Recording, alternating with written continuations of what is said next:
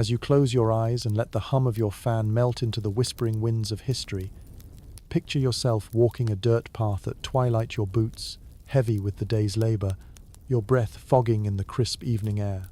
Around you, thatched rooftops sag into the dusk. The scent of damp straw and lingering tallow clings to everything, mingled with a faint smoke that curls like memory through the village lanes. You push open a rough wooden door. Inside, shadows lean long across walls of timber and stone. A single candle sputters its flames, small, unsure, yet precious. The dark is a presence here, not just the absence of light, but a weight, familiar and unbothered by your fear.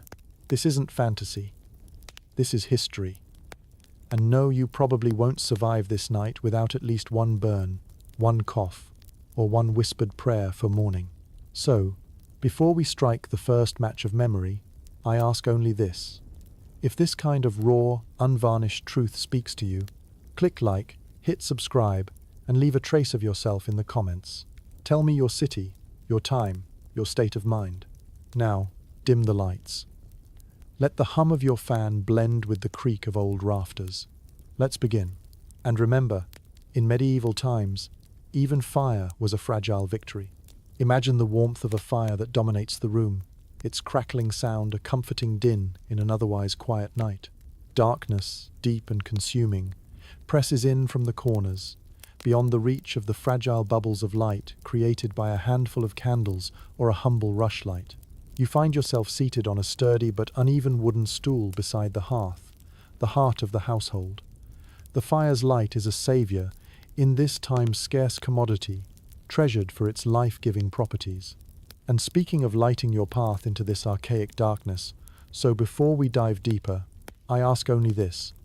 If this kind of raw, unvarnished truth speaks to you, click like, hit subscribe, and leave a trace of yourself in the comments. Tell me your city, your time, your state of mind. To fully appreciate the tales of ancient peasantry, ensure the room around you is gently darkened. Let your eyes close, as the hum of your fan weaves into the stories of forgotten silences. This timeless lullaby begins now. Let's begin. And remember, in medieval times, even survival was a luxury. Now, let's move forward, softly stepping through the wisps of a time when every little flame fought its lonely battle against the pervasive dark. You, a simple and practical peasant, find that the days follow lightless nights, stretching wide across an absence that's palpable. These seasons cycle with a rhythmic predictability. The sun's trajectory governs your waking and resting hours. The urgency for light was driven by necessity. Imagine waking up before dawn during those interminable winter months.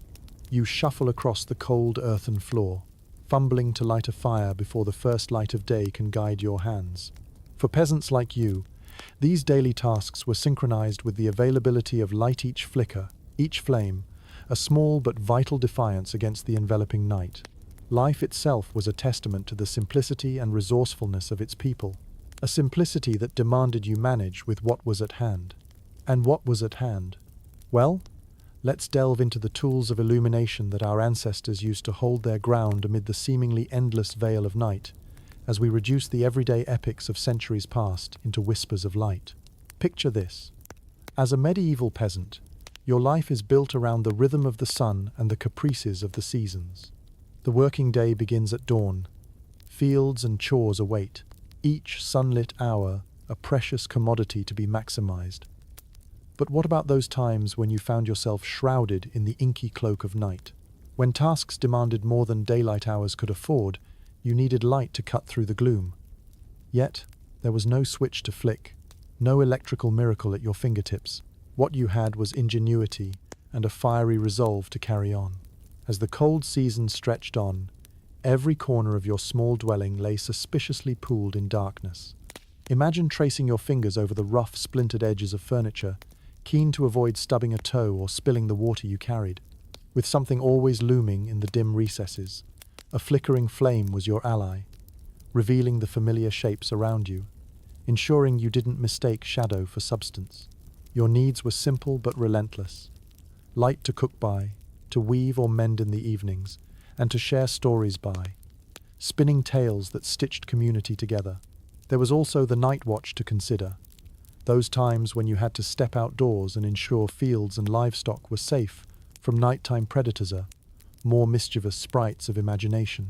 The darkness held many fears, conjured by superstition and reality alike, so light was as much a psychological comfort as it was a practical tool. Perhaps you lit your way with the humblest means, like the common rushlight. Imagine wandering through the clattering chill of the night air, towards a stand of rucheza, grassy, marshy plant growing abundantly near water. With deft hands, you'd gather these slender green stems, knowing that their transformation into light awaited. The long, soft fibers of the rush would soon be coated in animal fat, creating a makeshift candle, occasional in its brilliance yet ever so dependable. Oh yes, rushlights were a marvel of frugality, requiring no more than the byproducts of daily life leftover grease and common reeds. They sputtered and spat in a moody harmony, their pale glow just enough to guide your way through the simplest of tasks. The scent of the fat burning was neither pleasant nor palatable, an earthy tang prickling at your senses, but you learned to breathe through your mouth if it bothered you too much. Not all chores allowed for idle steps through this shadowy world. Consider this. Times would come when letters needed penning, or garments needed sewing long after the sun had slipped beneath the horizon. Tallow candles made from sheep or cow, fat stood to attention on your roughly hewn table, lumps of solidified effort and necessity. Each candle, a beacon meticulously crafted, pooling wax that would drip, linger, and then cool amidst your concentration. Yet tallow candles were not without their own challenges. The byproduct of survival, and ever redolent of the animals that unwillingly contributed, these candles emitted a decidedly pungent aroma. Strong of scent and temperamental in structure, they were liable to gutter with the slightest draught, demanding constant attention to keep from extinguishing your efforts entirely. The rewards for managing such fragile flames came as clarity in the communing darkness, a warm, orange-hued spotlight in an otherwise monotonous visual landscape. But necessity, as ever, was the mother of invention. The ingenuity of peasants did not stop at simple rushlights and thick tallow. Among some, the slight luxury of more refined beeswax candles might occasionally grace your household, a cherished item with a steadier burn and subtly gentler scent. Reserved for festive occasions or rare religious gatherings, the more consistent flame provided a welcome alternative, if fortuitous circumstance or a particularly prosperous year allowed for it. Here lay the heart of peasant existence, a medley of constraint and creativity, woven into the very fabric of life by every shade of shadow and flicker of flame. Though your choices were few, you seized any opportunity for light, treating it as both a servant and an occasional master of ceremonies. From dawn until dusk, your routines were bound by illumination, your resilience bright as any fire you kindled against the dark world outside.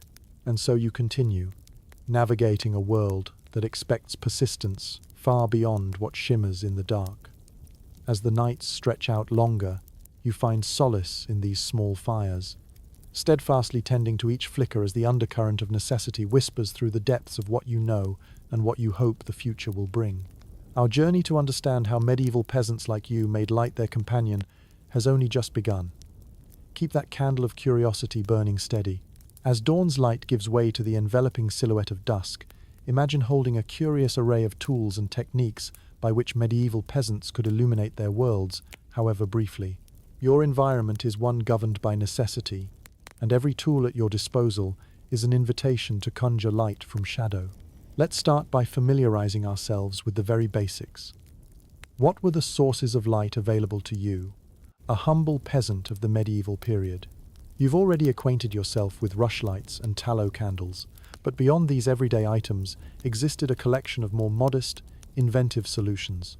One of the earliest forms, the rushlight, carried with it the connotations of practicality and easier simplicity that belied its clever efficacy. However, if you were to peer around your dim cottage, you might find other, more eclectic companions in your quest for luminosity. Picture the timber and oil lamps, esteemed in their own rudimentary fashion. A timber lamp was crafted from the pragmatic use of local woods, carved or hewn into shapes with a hollow for containing fuel, perhaps a dish of crude clay or refined pottery. From here, You might find yourself extracting oil from available sources: animal fats, fish oil, or even the precious olive oil, blessed by those living in more fortunate climes. True, procuring oil required effort, but those few drops brilliantly defied the darkness. The oil lamp, both humble and elegant in its simplicity, relied on wicks to draw the oil upward, the flame's gentle flicker echoing the gentle movements of the wispy shadows it cast. These lamps usually took up modest territory on your table or floor, their intrinsic hues adding character to the surroundings. When the lengthening of nights required it, these little allies banded together with your candles, ensuring that your tasks continued without pause. Then there's the matter of rarer lights. Those beeswax candles, luxurious, golden beacons in a world of simple shades. While often reserved for the nobility or church, their presence occasionally found its way into peasant homes, either through barter, trade, or a confluence of fortune. The beeswax offered a distinct air of refinement. Its scent, sweet and natural, a divergence from the more common tallow, brought unexpected pleasantness to your senses.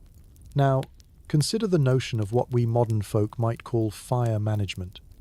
Maintaining fire was an art and obligation alike.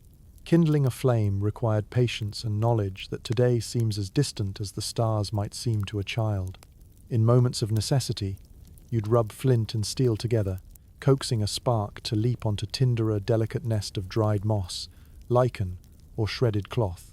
Breathing tenderness into the minuscule glow birthed yet another flame, a smouldering invitation for warmth and light. Once captured, light was coveted, a precious tenant of both necessity and persistence. You tended your fire through the night with diligence akin to ministering a vital obligation.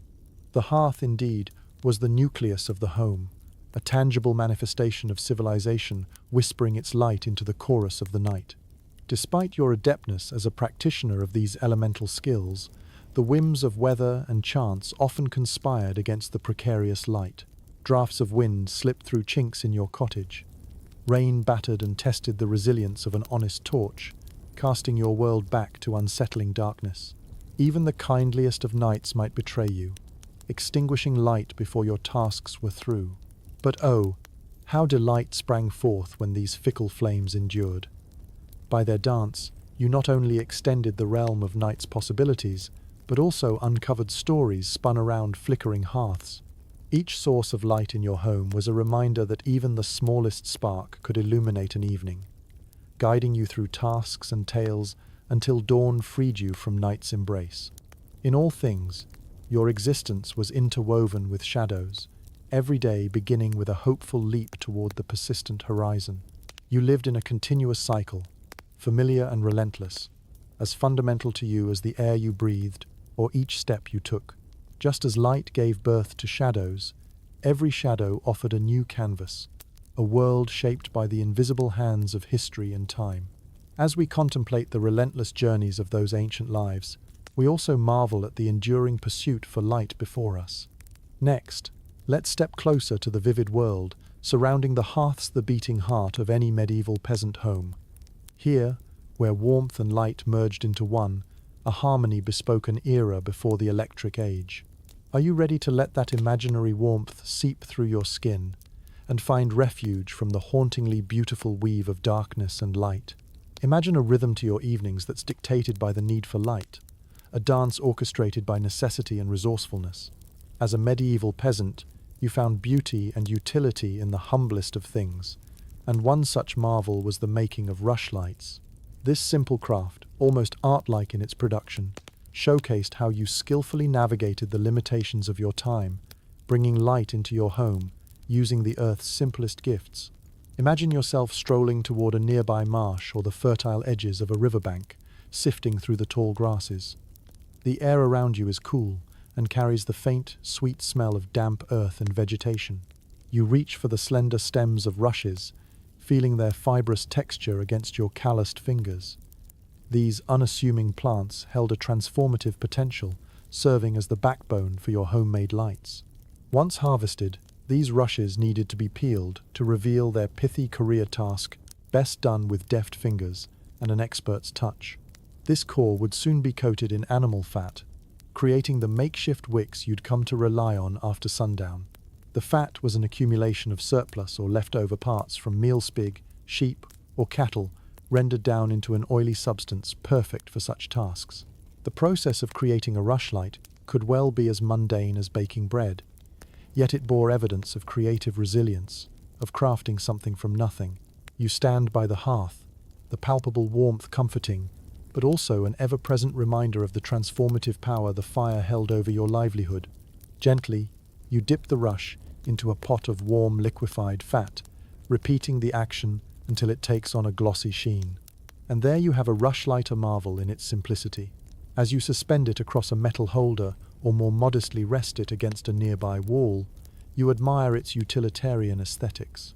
The rushlight is a fleeting beacon, its smoky, wavering light offering faint relief against the room's oppressive darkness, while the smell of burning fat seeps into the very wood and the straw beneath. The rushlight's flickering persists with an unpredictable charm. At times it throws light into the far corners. At others, it merely holds on to its struggling spark, defying drafts for as long as it can. The light play induces shapes and apparitions along your walls, feeding into nighttime tales and stories that accompany long evening hours. Amid such evenings, nestled beside your hearth, compose yourself to the delicate rhythm of shadows. Each rustle nurtures tales, old whispers born on shared breath, that reach back through time. The room, though barely illuminated, cradles warmth and familiarity, the flames beckoning and confiding as though they held on to secrets of lost generations. There's humor here too. Within the flickering shadows, your mind might wander to the thought of rushlight as medieval mood-lighting, an ancient dimmer switch, poorly managed during a particularly joyful ale-fueled barn party. Thoughts like these bridged the gaps in monotonies, injecting light-hearted musings into all too ordinary moments. Yet, chats and laughter aside, the making of rushlights stood as more than a mere assignment of chores. They were a visual promise conjured through adept handcrafting. Amid scarcity, they stood resolute, holding the line against night's infiltration, providing comfort while families gathered. Historians still argue whether rushlights should be seen as tools of survival, bearing witness to societal adaptation, or as symbolic of ingenuity and the perpetual human endeavor to cast out darkness. Either way, they opened doors to realms of imagination, encapsulated in burnt memories long lost to time. So, the next time you find yourself enveloped in tranquil darkness, imagine the rushlight's warm glow, making a connection with those who centuries before held such modest vessels dearly. Each flickering light paints a scene of persistence and creativity, the spark of our shared human longing to illuminate darkness in ways that transcend the ages. Shift your thoughts as you now gaze upon the hearth itself, the steadfast anchor of light and warmth. The heart of your household anticipates the companionship of flames, perpetually offering haven against both cold and the worries that would otherwise crowd the dark, cold nights. These residues of light hold many stories still to unwrap as you continue through the comforting panorama of medieval life. As twilight fades into the embrace of night, the rhythm of your medieval home adjusts to its comforting cadence. Let's step into the world of tallow candles, a common yet essential companion for peasants like you. With their warm, albeit flickering, glow, these candles light up your dwelling with a presence both of necessity and a testament to your resourcefulness amid darkness and simplicity. Picture yourself standing before a modest workspace, a rough-hewn table, or perhaps a wooden slab near your home center. The air is tinged with the smell of earth and old wood, underscored by the subtle yet unmistakable scent of animal fat. This aroma, once alien, has become as familiar to your household as your daily routines, marking the genesis of these indispensable lights. The making of tallow candles begins with collecting mutton or beef fat, the byproducts of life's subsistence. After every meal, you ensure no fat is wasted, setting it aside with the knowledge that by evening it will become the very source of your nighttime luminescence. In staid harmony, the process of converting what was once sustenance into light unfolds with practiced ease. Over a low flame or nestled into glowing embers, the tallow is melted, transforming solid fat into a glistening liquid pool. As you stir this mixture, the wafting smoke may cause your eyes to water, A minor inconvenience, mostly ignored it's the expected cost for such a vital concoction. The next step requires patience and precision, stretching multiple strands of flax or hemp to form the wick. These thin, fibrous cords absorb the melted tallow in successive dips and are hung to dry after each coat has hardened. Here lies a moment where time slows, as you wait for each layer to cool before adding the next. The candlestick grows from practical necessity and the warmth of your diligent hands, building into something that could be considered both art and lifeline. With each completed candle comes a sense of accomplishment, filling you with the intertwined satisfaction of creation and survival. Once set, these robust pillars of tallow take position on your tables and shelves, ready to cast flickering light against the wooden walls. They fill the air with a scent as potent as the heavy, earthy embrace of freshly watered fields, a nostalgic signal of evening gatherings and household warmth. You can almost hear the gentle crackling as their flames begin to dance, sometimes steady, mostly capricious, throwing shapes and shadows across your modest home. In their warm golden glow, you find solace, a comfort known and shared across hearths and cottage doors. The use of tallow candles stretches beyond the purely functional. These lights become storytellers' companions during long winter nights, their glow spreading warmth through tales of valor and humor, folklore and family.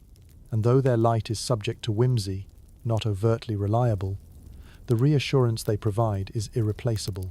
Imagine, if you will, the juxtaposition of light and its absence, the comfort and clarity candles bring, cupped within your household.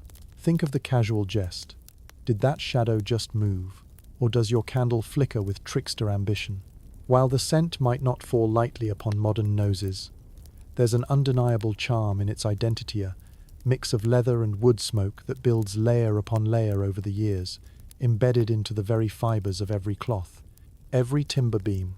Historians still debate the scale of economic impact tallow candles imposed upon peasant life, arguing whether their production was simply efficient recycling or a necessary rival to more costly bee-derived counterparts.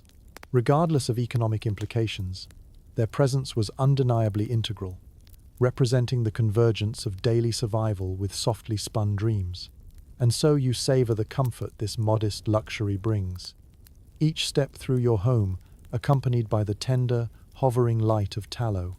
It guides your way, enveloping your world with warmth, revealing far more than shadowed outlines. Your life, once constrained by shadows, blossoms into awareness within these circles of light.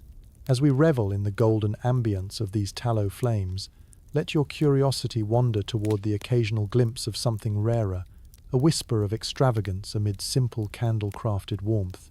While these flashes of brilliance might remain a fleeting luxury to your home's austerity, they tell a story once lost to splendor and survival, soon to be explored in our further journey.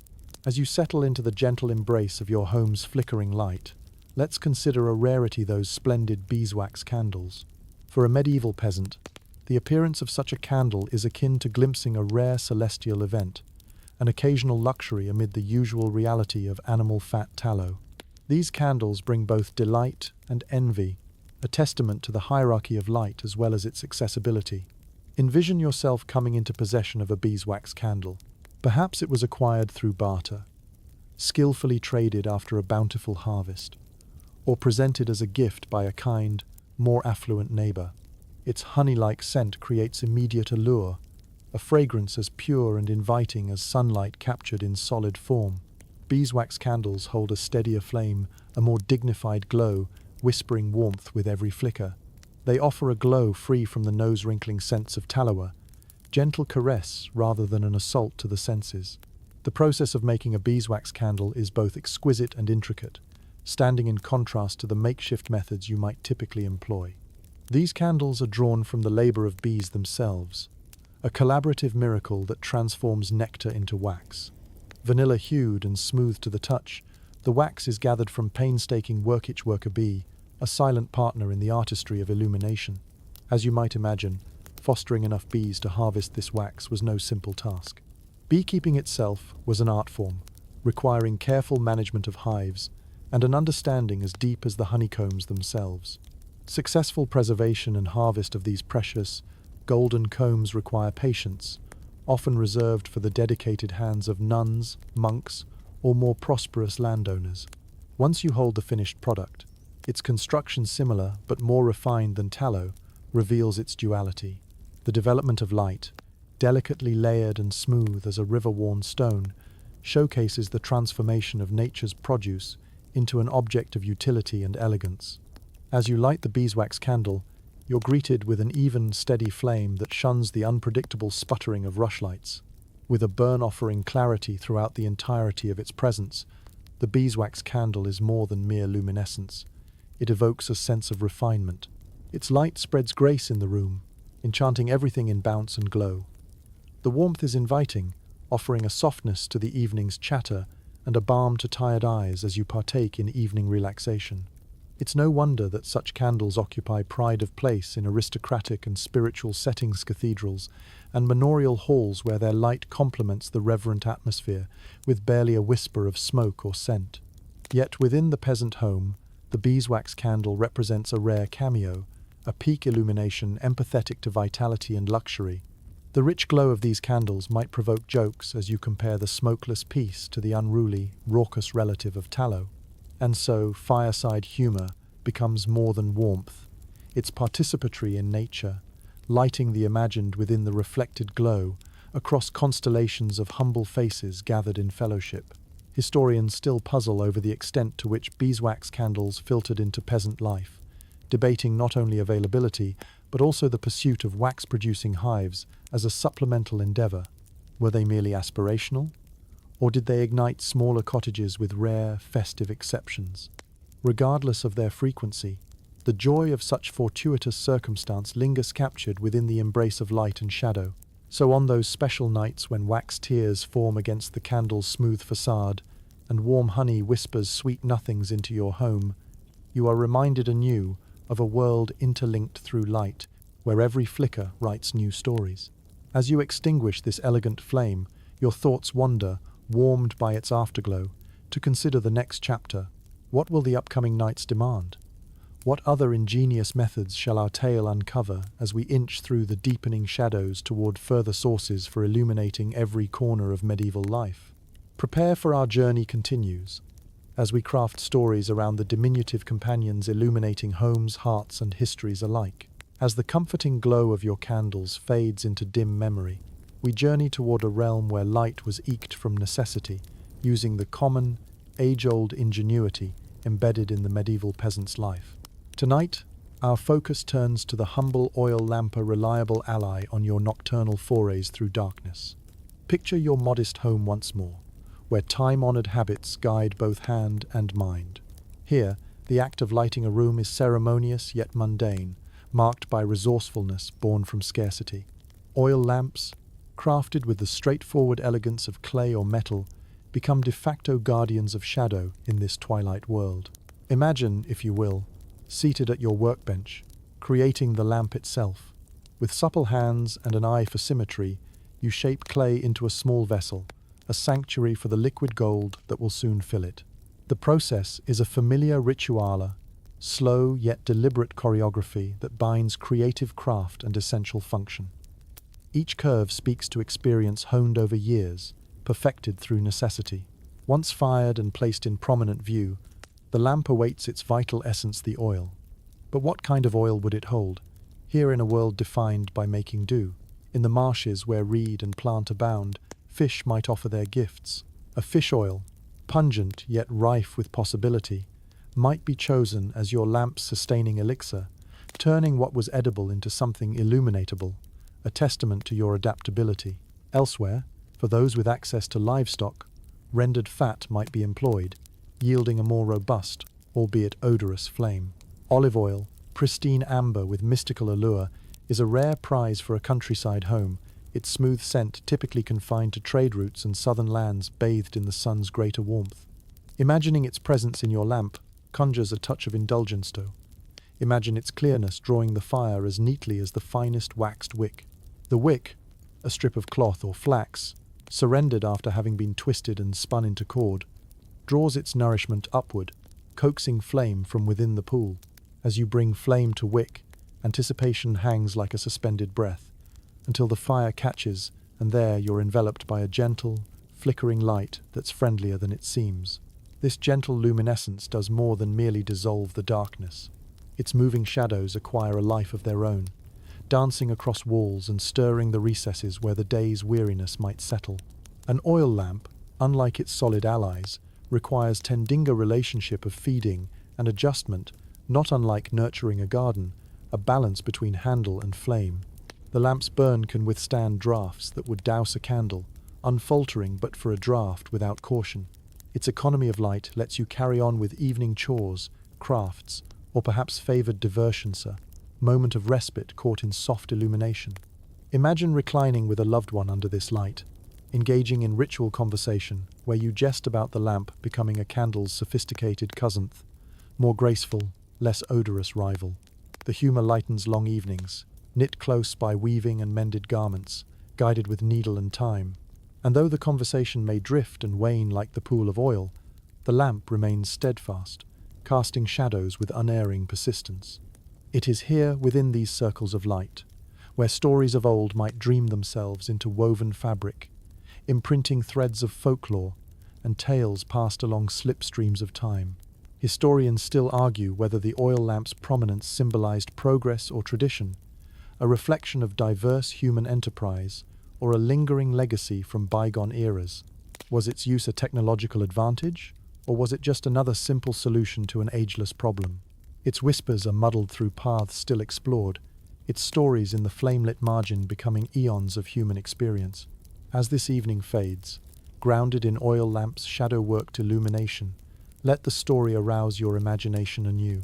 For, as the flames flicker and your home sighs under their gentle touch, we turn next to the centerpiece, the hearth itself. A testament to warmth, resilience, and steadfast tenacity within the heart of your home.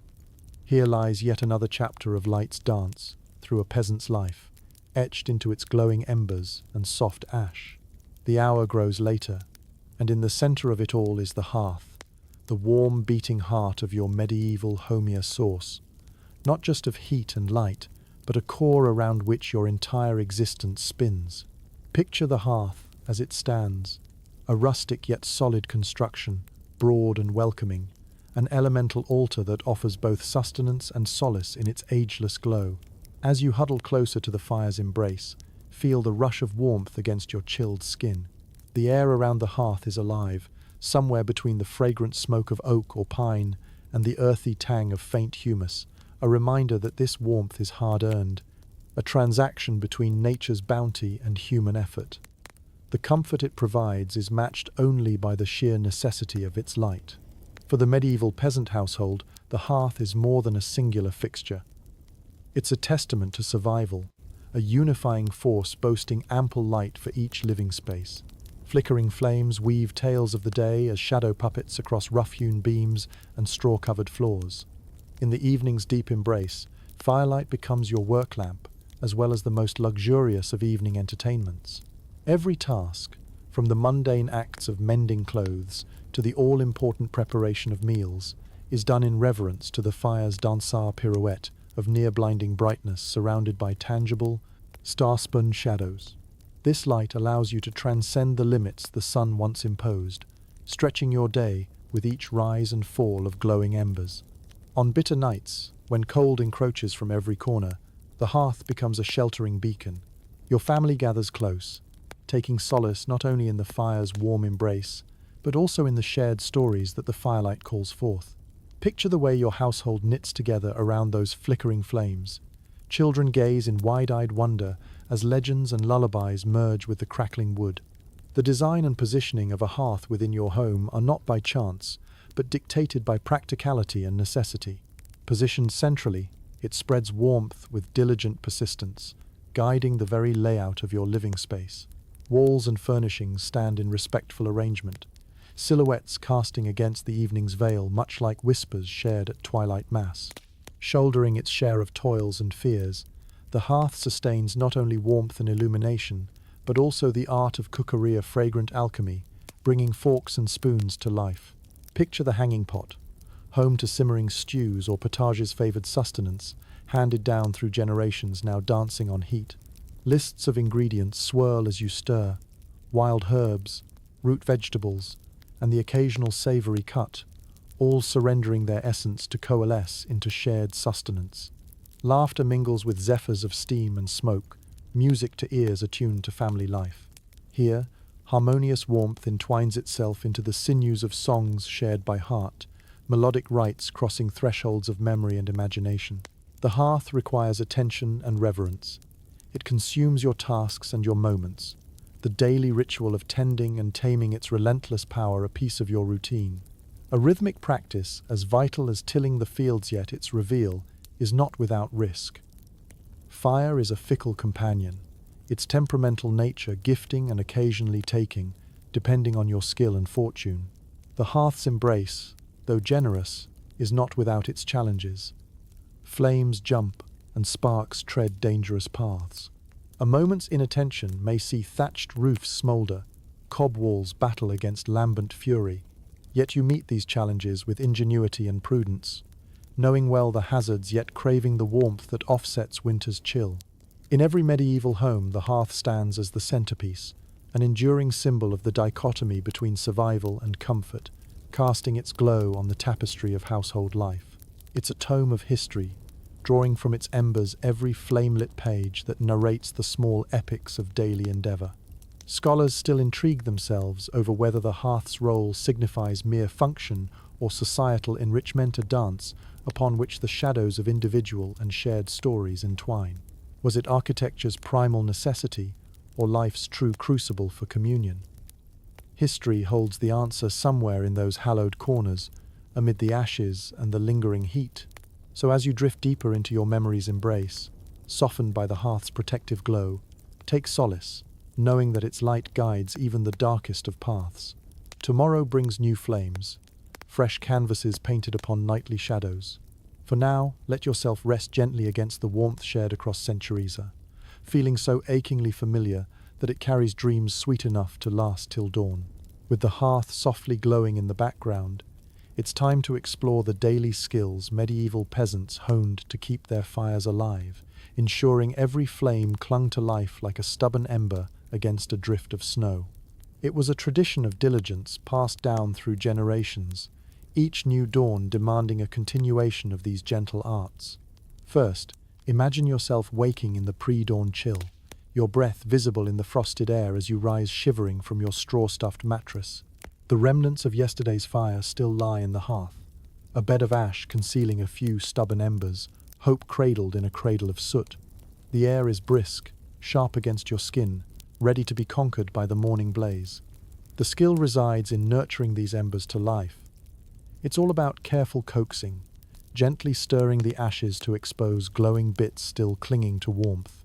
With practiced patience, you build a small nest of tinder-twisted shafts of hay, dried grass, and splinters of wood peeled from the everyday workings of peasant life, arranging the kindling with keen attention to airflow and the whispering current of the room. As your fingers work deftly, the anticipation grows.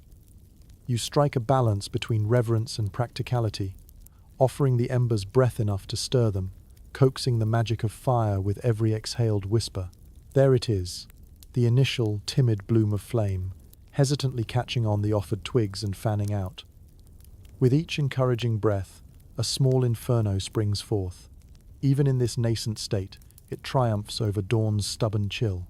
Gathered around your newly restored firelight are the mundane tools of continuation bucket, bellows, and fire irons in steady hands. Maintaining the flame demands frequent feeding, each timed addition carefully chosen. Do you stoke it with quick-burning willow or oak stumps meant to slow burn through the day? Resourcefulness is omnipresent in each choice, echoing the worthy trade-offs of your world. Heat for patience, warmth for toil. Focus shifts to maintenance, a constant vigil as you stoke the fire, adjusting logs perched within the hearth, ensuring evenness and accounting for wind streaks drafted through north side cracks. The hearth plays host, kindling warming meditation, where the sweet, saccharine smokiness celebrates a successful beginning. And so, your day unfolds, mingling with the rhythm of smoke curling skyward, each task moving forward like a slow, meditative dance as the fire works its magic on the day's endeavors. This sacred flame holds at bay the ever-present spectres of darkness and cold, its flickering light a guide for both task and rest. But amid each chore and duty cooking, mending, and weaving comes the constant vigil. You return frequently to this hearth, nudging and cajoling the fire along its upward path, carefully negotiating its demands, whilst never tiring in your determination to feed its appetite. Laughter tickles the air as humour lights on the fire's untold quirks. The embers blaze and wane like a grumpy cat aloof from affection, springing to life with a touch too much air, then hissing with irritation as the logs shift positions. Such humour is both respite and necessity, a reminder that in the seriousness of survival, levity can lighten the soul's harvest. Historians still debate the evolution of these fire-keeping skills, marvelling at whether they evolved from innate human intuition or were a deliberate learning passed meticulously through generations. The tradition of flame tending may seem a mere domestic duty, but stretched over the ages bears witness to an unwavering line of resilience and ingenuity. So, as the fire crackles into its ripe vigour and your home embraces its warmth, reflect upon the quiet majesty contained within the hearth. Fire whispers a connection to both world and cosmos, guiding each ancient moment into modern mystery. Its light gleams across the fields of time, a beacon for those who tilt their chins skyward, both for warmth and for that primordial echo that accompanies the elemental dance composed so long ago. In each ember's glow rests the heart of human negotiation with the untamed night. For now, that crackling fire echoes your ancestors' victories and triumphs of warmth over the cold. Breathe deeply, filling your lungs with smoky haze and echoing tales, as our story beckons us onward to discover further the means by which these flames feast upon this medieval night. The warmth from your hearth continues its steadfast glow, shielding you from the chill beyond, and you find yourself attending to one of its most essential elements, fuel. The choice and preparation of timber and kindling are as much a part of keeping the fire alive as the flame itself. In the medieval world, the procurement of these resources was both a daily chore and a rhythmic dance with nature. Picture yourself stepping out into the brisk morning, the sky an infinite blanket of soft grey. Your hands cradle the tools of your trade, perhaps an axe or a hatchet, a saw. These tools form an extension of your determination, each nick and groove a testament to countless hours of labour. Look beyond your cottage to the nearby copse, a modest gathering of trees familiar to you as an old friend. A mix of ash, oak, and willow stand tall, waiting for your careful consideration. Each species bears particular gifts for your fiery tapestry, in texture and burn rate, woven through time's loitering strands. Ash, once felled, offers quick-burning timber, easy to split and swift to ignite. Its bright flames and intense heat create immediate warmth, perfect for chasing away the stubborn chill that lingers on frosted mornings. Yet as quickly as it sparkles, it fades, demanding frequent tending, a timeless reminder of life's own fleeting embers. Oak, however, is dense and stalwart, uncompromising in both the solidity of its heartwood and its heat. It burns long and hot, the perfect sustenance for hearths seeking to draw warmth into the darkest corners, where shadows linger as spectres of untamed nights. Its embers glow long after flames fade, burning deep into the velvety tapestry of night. Willow offers its smoky grace, imparting a fragrant whisper of the wild, an aromatic companion to your evening reverie. Though a less vigorous blaze than oak, it remains essentiala nimble finger, deftly stirring the intricate dance of flame and light. Felling and gathering the timber is a meditative task. You swing your axe with purpose, the rhythmic crack and fall punctuating the forest's murmur. As you gather split logs, chipped bark clinging stubbornly to thick cores, you feel the weight of winter's contracts in your arms, the seasons packed with survival. Once the wood is gathered, the preparation begins. You split and stack it methodically, creating neat piles under the eaves of your homier fortress of promise against the swells of winter. Each piece is set aside, a jigsaw of dedication and forethought aligned to season's arc and hearth's need.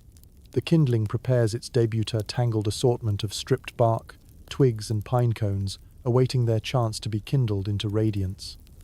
They lie nestled in baskets, harbingers of warmth to come. Their whispers join your own as you weave the fibrous threads of their story into that of your ancestral lore. Returning to the hearth, arms full and heart lightened by the accomplishment, you place the timber into the flame's open hands, sparking life anew. The snapping and hissing sounds are a comforting symphony, enveloping your home in the unraveling brilliance of fire and shadow. As the fire ignites, releasing warmth into your dwelling, there's a streak of humor jesting at the forest's expense. Did the wood think it could outrun the winter? And so, the simple joys of life intertwine with the crackling of logs that attend your story. Historians muse over whether the medieval peasants' resourcefulness in securing and preparing fuel was a matter of innate skill or learned tradition, fraught with centuries of whispered instruction. Could these methods afford the socio-economic flexibility that enabled agrarian stability across the ages? In this dance between axe and timber, spark and ember, history finds both routine and revelation. The quiet tapestry of flame, crafted from these humble origins, carries with it the aspiration of warmth, perseverance, and continuity, a living legacy of hands and heart. In the comforting cocoon of heat, settle back into your place. Let the warmth seep through your muscles and bones, revitalizing and reassuring you as the timbers hold reign over the night. Remain here, by the fire's embrace, for our story continues beyond this hearth, venturing outward into the bewitching expanse where torches guide steps through the inky cloak of medieval nights. With the hearth securely holding the warmth of your home, let's venture outside into the deep folds of night, where the world stretches vast and shadowed. When duties or adventure called you beyond the cottage door, your companion was the humble torture symbol of mankind's enduring quest to conquer the darkness. Imagine stepping out into a night unblemished by urban glow. The air feels crisp and alive, carrying whispers of secrets only the dark can hold. Faint moonlight casts pale outlines of fields and forest, but your path is not ready to be strolled without caution. Here, when spatial clarity means safety, the torch assumes its role, shedding light on the path that lies ahead. In crafting these torchlights, you draw from the reservoir of nature's gifts, combining them with technical habit passed down through generations. Simple as a rudimentary torch may seem, it carries within its fiery tongue the wisdom of ages and the persistence of those who forged their paths before you. Picture yourself grasping a modest staffer sturdy branch, or tree limb selected for both its heft and resilience. Just as with crafting the oil lamp or hewing timber, prepares the torch is an art form of practicality, a material expression of your anticipation for illuminating grace. To assemble the torch, you wind strips of cloth or tendrils of straw around the branch's upper end, binding them securely with thread and resin.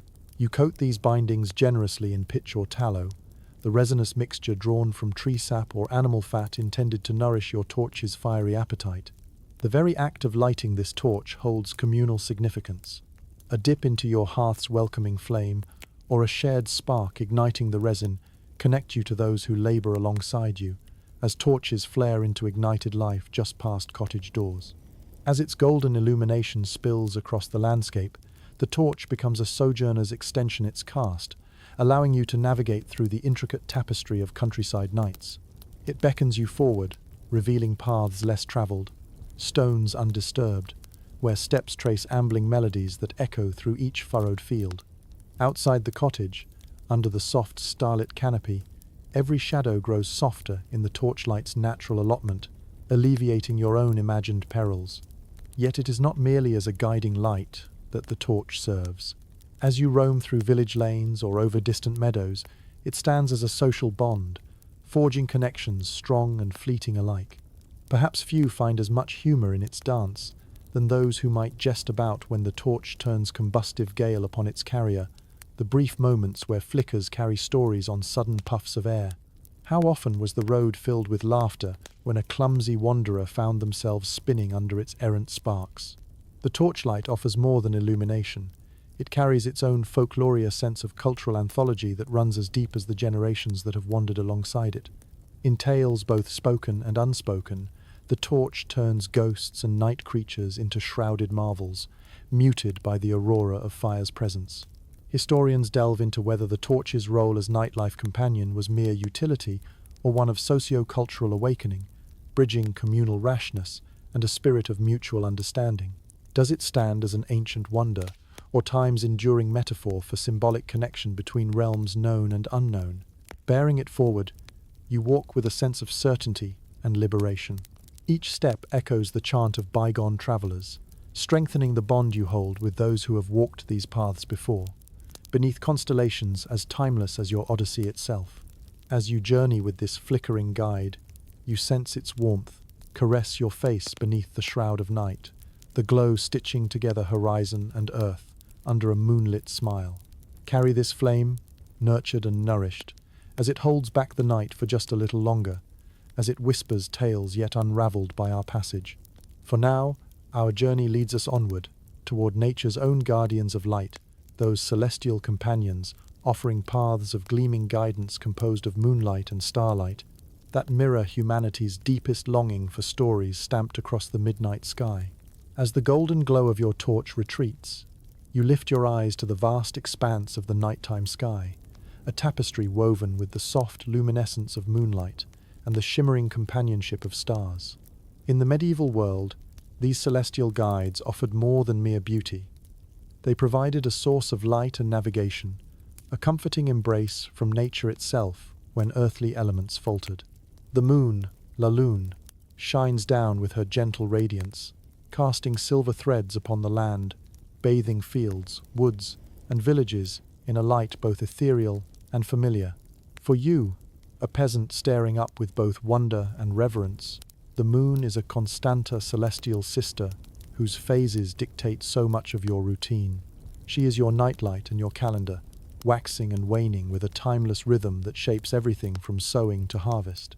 Feel the subtle light of the full moon, lauded in verse and lore, bright enough that it can almost steal shadows from darkness, creating nocturnal landscapes where boundaries blur. With her glow, you travel across known and unknown paths, her presence lighting the nebulous world just enough to illuminate and guide, evoking awe even as she sheds usable light onto fields where you might have laid traps or forded rivers with her reflection as your chart. In moments like these, pause to weave stories with imagination, inspired by the myths and legends that swirl under her watch. Listen to the elders speak of the moon's pulling influence, how her phases conjure legends from the shifting winds. It's said that lunacy itself was born from the moon's cycle, a bewitching blend of mystery and reality, casting its spell upon the night.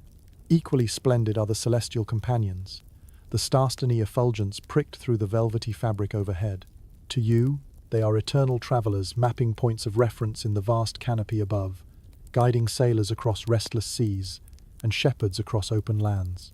Constellations form myths spread across spaces untouched by human vanity, tales etched within their burning depths. Imagine positioning yourself upon a grassy knoll, eyes tracing the night sky's wisdom led by unwritten script. Here, the arc of stars forms a map, a compass without hands, where Hercules wrestles and Orion hunts, immortal dancers waltzing through the ages. In their stories lie fragments of teachings, the essence of centuries mirrored across the breadth of time. These ogling beams of light inspire whimsical humor amid their stellar regale. Do they fight celestial battles to guard their radiance, teasing daybreak with infinite sparkle? The stories of peasant nights twine light and laughter, as myth and meteor shower the earth with artistry unknown. On nights thick with clouds, perhaps, jest follows contemplation. Where did the stars hide tonight? Off to their own celestial tavern for a spot of rest. And thus myth blends into storytelling, light-hearted banter chasing away heavy air. Nature, ever a loyal companion, offers this luminous guide, not just for navigation, but as a reflection of your place within the universe, a reminder of your smallness in the grand cosmic dance, yet intimately connected by the same breath of life that animates all creation. Even as scholars debate the influence and extent of starlight in medieval life, unraveling whether it offered tangible pathways or acted as mere exploration of kindred spirits under cosmic authority, the undeniable bond between peasant and sky remains. Did it merely govern the timeline of labor, or was their inspiration deeply unfathomed? As you drink in this lucent expanse, the chill of earth softening beneath your feet, the stars and moon remind you that while nights embrace deeply, they also gift an illumination older than any fee required. Their nocturnal glow, sometimes lavish, sometimes faint, wears an ancient visage, echoing through shadow-swept villages where children dreams of flights beyond the mundane. As daybreak awaits its cue beyond the horizon, retreat beneath blankets of slumbered thought, content in knowing these celestial allies will keep their watch over trails trodden and untrodden alike. Next, we'll explore how light and celebration mingle together as village festivals breathe vibrant spirit into seasonal rituals, weaving culture and merriment into the medieval landscape, one flickering folly at a time. As the ambient glow of the celestial lights lingers in your mind, imagine the way light sparks life into medieval communities during festivals of light. These gatherings, filled with tradition and laughter, bring warmth and brightness into the heart of the dark months, transcending the mundane with joyous celebration. Picture yourself preparing for one such festival, perhaps Candlemas, or the illuminating festivities of Christmas. The air is alive with anticipation, a buzz of excitement unmistakable in its effervescence. Villagers gather, hearts lighter with the expectation of sharing light, song, and companionship. The landscape is familiar, yet transformed, a tapestry woven from the small flames that punctuate the darkness, each symbolizing hope and unity in the community. Candlemas marks the midpoint between the winter solstice and the spring equinox. It's a time when candles are blessed, marking the gradual return of the sun's light, casting out the shadows of the long winter. The church itself becomes a beacon, its stained glass windows glittering in the soft glow of 100 flickering candles, each representing a prayer, an aspiration for light, both physical and spiritual. In the cool stone halls, where prayers echo alongside music and whispered reverence, you find yourself enveloped by a wave of warmth not just from the candles, but the collective hope they embody. Each tiny flame reflects a yearning for spring, a promise offered against the chill of night. During such festivals, feasts illuminate tables laid out with care, the flickering candlelight gleaming off pewter and reflecting in the eyes of friends and family. Humor finds its place in the revelry, with jests about whether the table is lit for supper or to guide wayward souls through the lingering chill of winter's breath. Imagine the laughter bouncing around, filling the spaces between bites, between moments. Perhaps it's the shared act of lighting these candles that bursts open the door of daily routine, casting a spotlight on joy that springs from unity. Children chase each other in playful games, their delight twirling among the fragrant wreaths of evergreen and holly hung in celebration of life and renewal. And then Christmas arrives, an occasion, enveloped in layers of tradition, where the sight of candles adorning windowsills and boughs evokes stories and carols, symbols of the guiding light that greeted wandering travelers. Each spark captures the brightness of the season's essence, footsteps of merrymakers trailing firelit paths across snow-dusted ground. The rhythmic pulse of a village festival beats with choreographed gaiety, where traditional songs spill forth, interwoven with familiar tales under pans of starlit skies. Such story rituals, brought forth by village bards and local characters, rekindle past memories woven backward through time's elegant loom.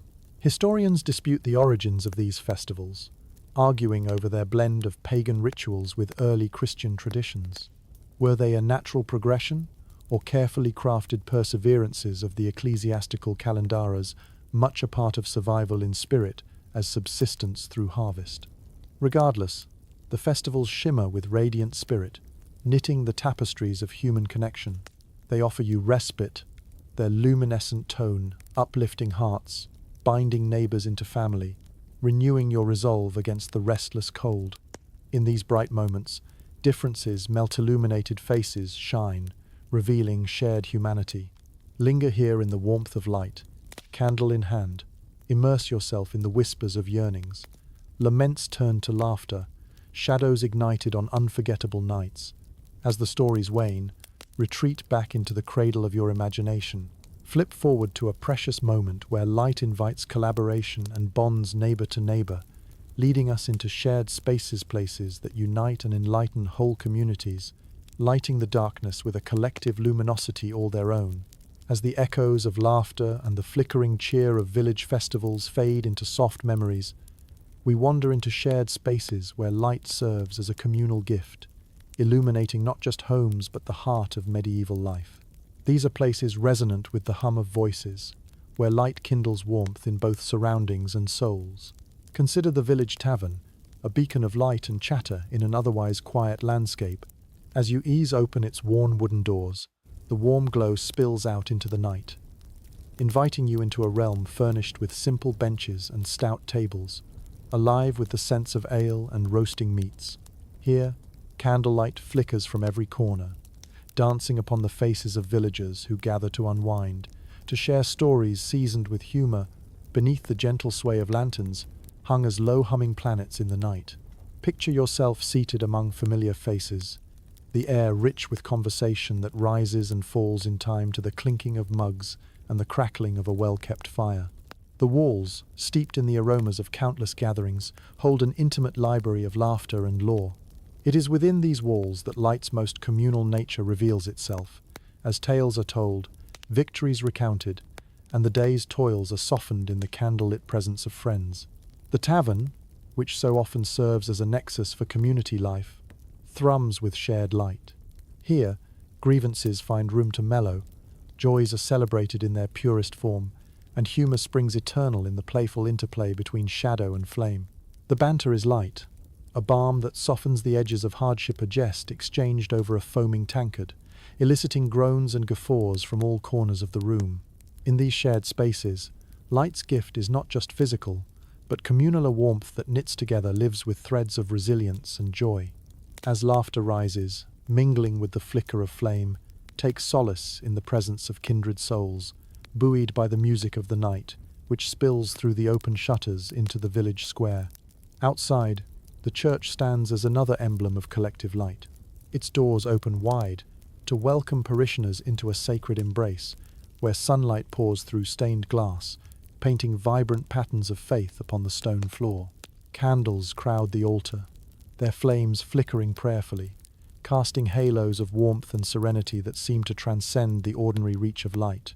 Within these walls, prayers and songs intermingle, each note and petition finding its place in the gentle glow of candlelight that echoes the very soul of the community.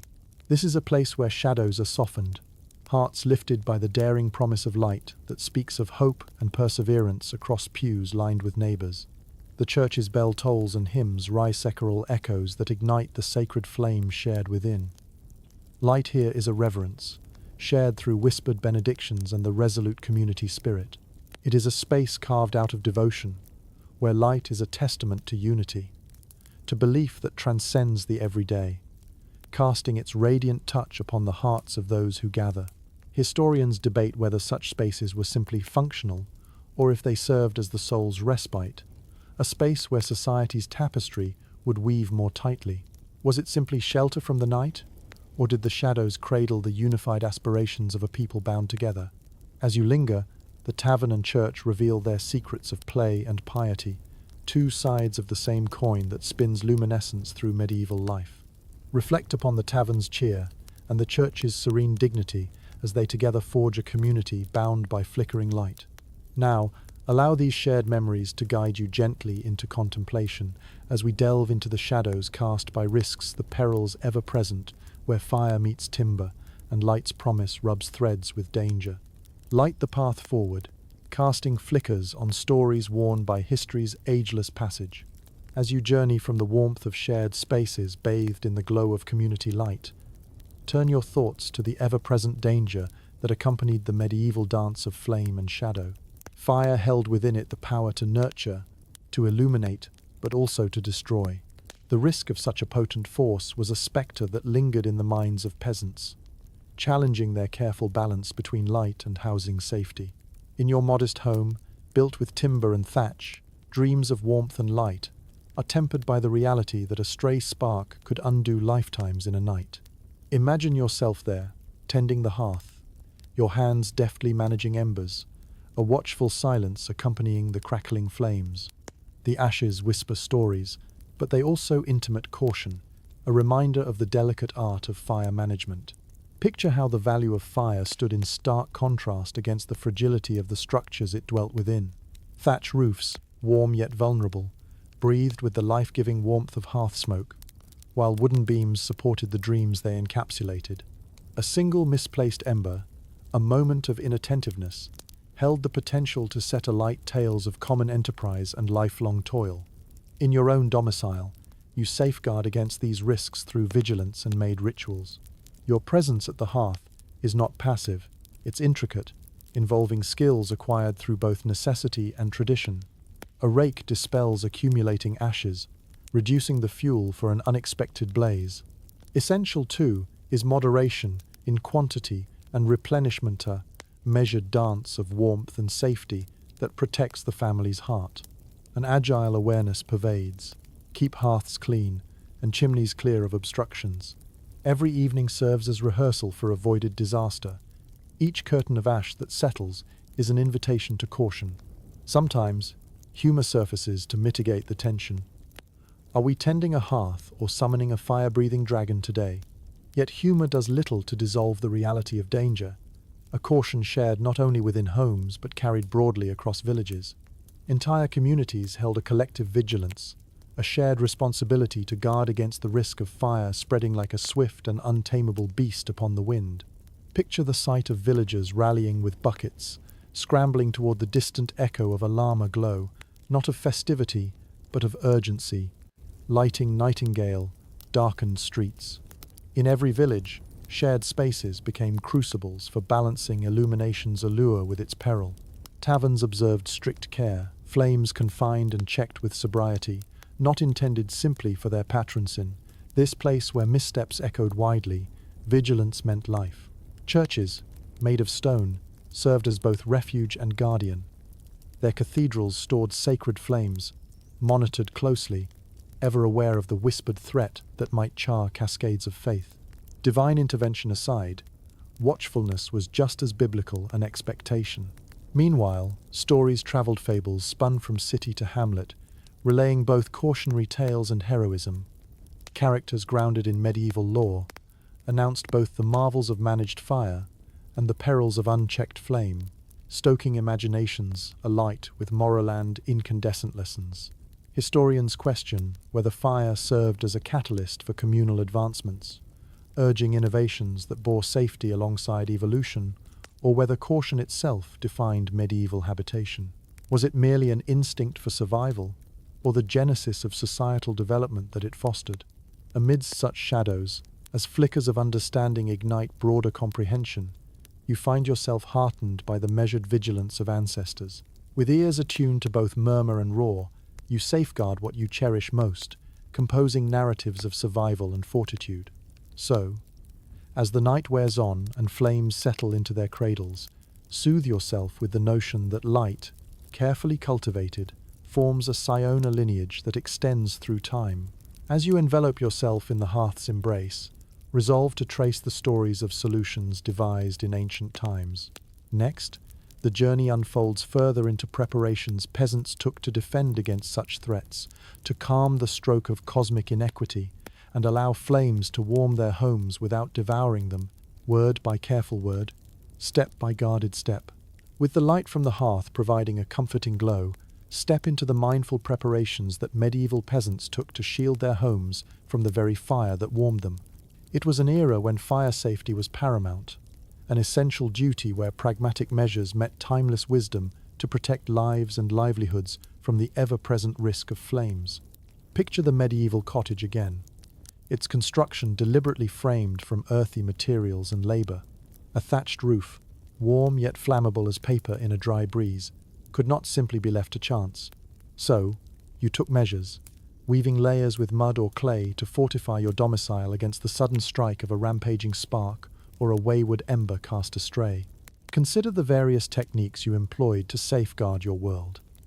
You did not merely leave it to luck, but strategically used what was available, the methodical practice, to handle the formidable power of fire. Covering the thatch with a protective daub of clay, or using a thick layer of turf over roofs, offered a rudimentary but effective barrier against both rain and fiery devastation. Timber, though commonly used in construction, was carefully considered and treated, knowing well its vulnerability. You scanned for embers that might fall into crevices before tucking wood safely from the hearth's potential reach. Taking these precautions was as much a part of hearthkeeping as igniting the coals themselves.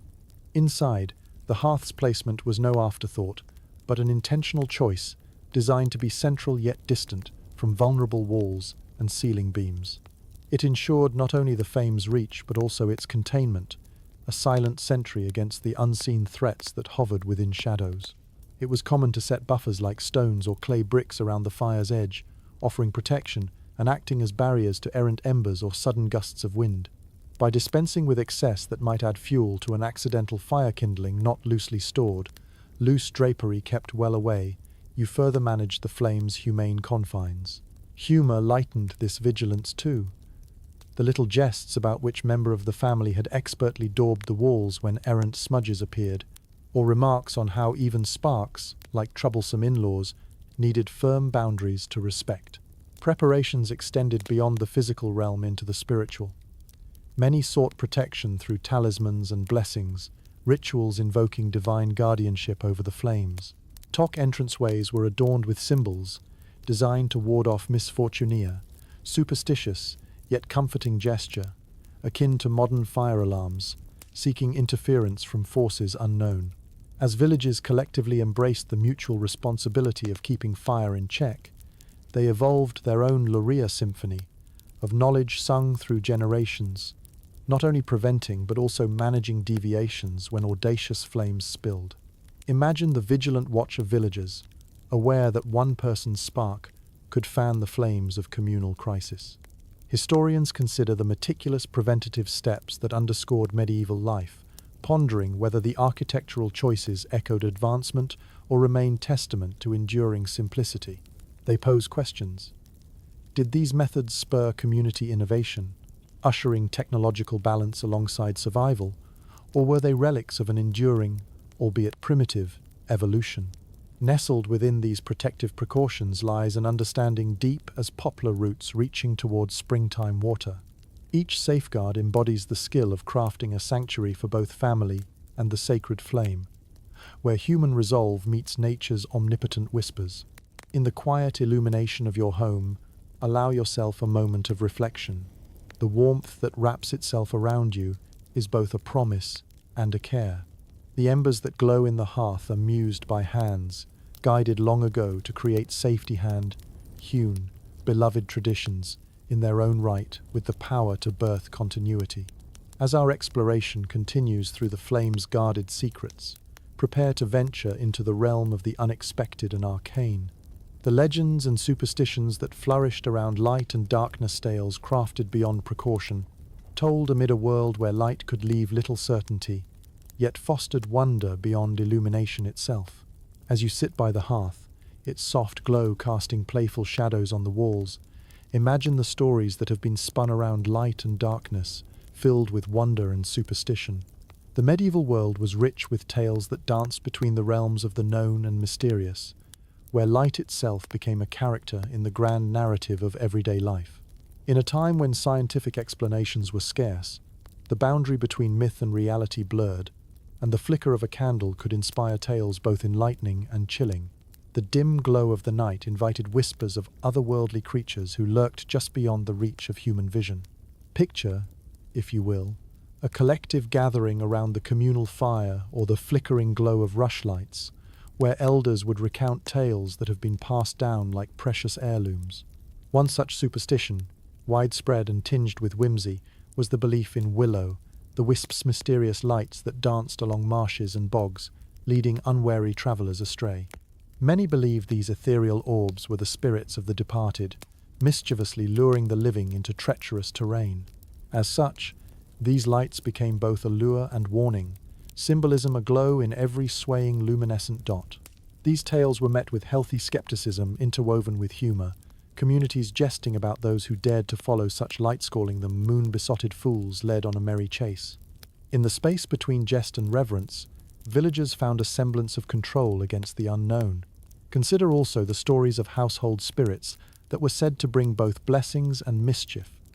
The belief that brownies or similar entities occupied homes and barns was widespread.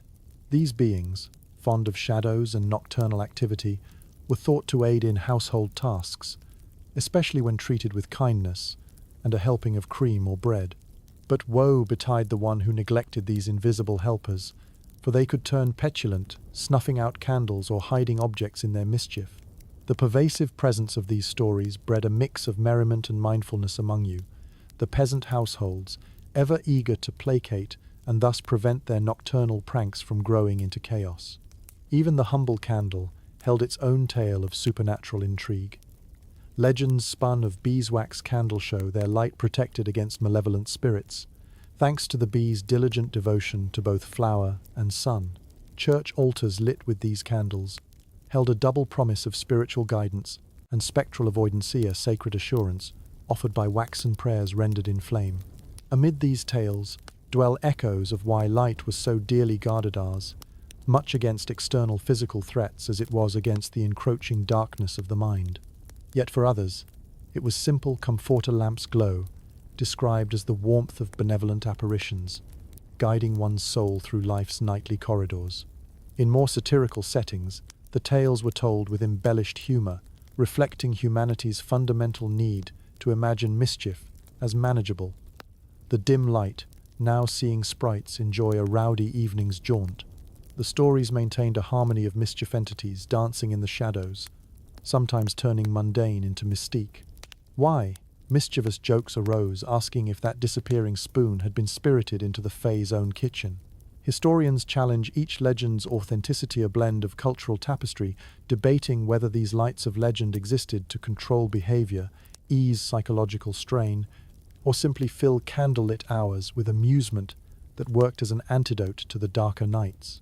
Ultimately, the power of light was less about what it revealed, and more about the interplay of shadow transforming your domestic realm into a stage where the stories of friends and family played out as fresh acts in an ageless theatre. As the stories weave their luminous threads around you, reflect on the rich tapestry of perception, where light's fragile presence spins tales both hush-voiced and vibrant. Embrace its playful illuminations, the unknown zones that flickering shadows define, until they merge into the morning's eventual embrace. Let these stories lull you into contentment as our journey continues. Prepare to traverse from these legendary corridors into scholarly realms where debate over the influence of light echoes through the annals of medieval society, examining progress and adaptation under the whisper of ancient illumination. As the warmth of legends fades into the past's gentler corners, step into the scholarly realms where the true influence of medieval lighting begins to be examined. The dance between light and society has sparked debates among historians, who continue to explore how these simple sources of illumination might have influenced progress and facilitated adaptation in an era defined by shadows. Imagine, if you will, the complexities woven into a medieval existence where light extended beyond mere necessity and survival. The gradual illumination of domestic and community spaces may have spurred remarkable shifts in lifestyle and social structures, each flicker of flame setting the stage for meaningful progress.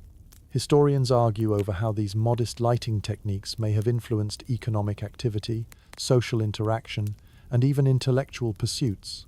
By extending the day's productivity into the night, the modest endurance of rushlights, candles, and oil lamps might have enabled craftspersons to refine their skills, artisans to expand their trade, and families to foster deeper connections long past sundown. Consider the implication. Work, once halted by sunset's arrival, could perhaps continue into hours previously reserved for rest. It was a change that bore potential for prosperity, hinting at aspirations of economic stability, a weaving of endurance into the peasant life's very fabric. But the inquiry doesn't end there. Scholars debate whether such advances were driven by necessity or aspirational innovation. Was it mere adaptation in response to darkness's constant challenges, or an aspiration sparked by glimpses of possibilities lit by the barest of illumination? Increased leisure time spent illuminated by these humble lights may have encouraged storytelling, song, and even intellectual discourse, especially in tavern and church gatherings where community spirits converged. Did the spark of knowledge fueled by flickering lights contribute to the slow crawl toward cultural and scientific development seen in later centuries? Historians ponder whether this played a small yet pivotal role in setting the scene for intellectual rejuvenations that followed. Even the simple act of community gatherings under shared light fostered a sense of unity, collaboration, and exchange, an implicit nexus where ideas and traditions could cross-pollinate. In this sense, light served less as a mere tool and more as a silent catalyst for shared narratives, the glue that brought coherence to a dispersed rural life. Scholars continue to explore the crossroads where necessity meets ingenuity.